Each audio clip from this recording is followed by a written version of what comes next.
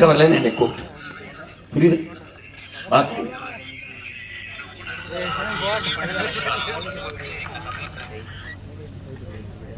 அந்நிய நாண்டு நாம் வாழ்ந்தால் நாம் அடிமையாயிரும்.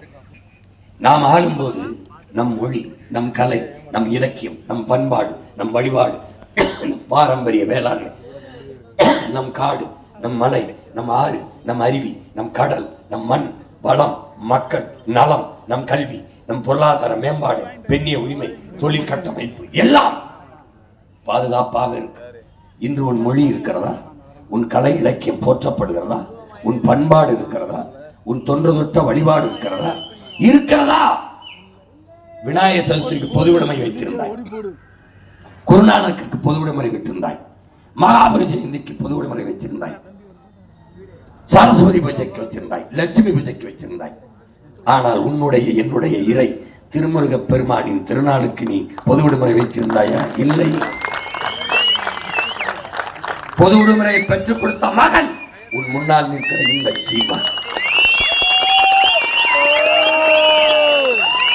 பொது விடுமுறையை விட்டவர் ஐயா எடப்பாடி பழனிசாமி, விட வாய்த்தவன் இந்த எளிய மகன். ஏன் என்னிடத்தில் அதிகாரம் இல்லை, போராடி விட வைத்தேன். எங்கே வைத்திருக்கிறாய் உன் வழிபாட்டை? எங்கே வைத்திருக்கிறாய்? நான் வந்துதான் திருச்செந்தூரிலும் திருப்பரங்குன்றத்திலும் தமிழில் வழிபாடு நடத்த வழக்கு போட்டு போராடி கொண்டு அவையின் தமிழள்ளி பருக வந்த முருகனுக்கு தமிழ் தெரியாது.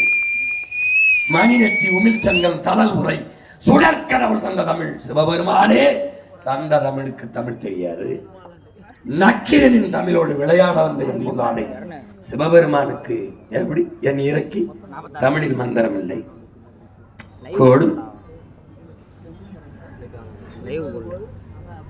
நீர் நஞ்சானால் உணவும் நஞ்சாகும் என்று நீ உணர்ந்து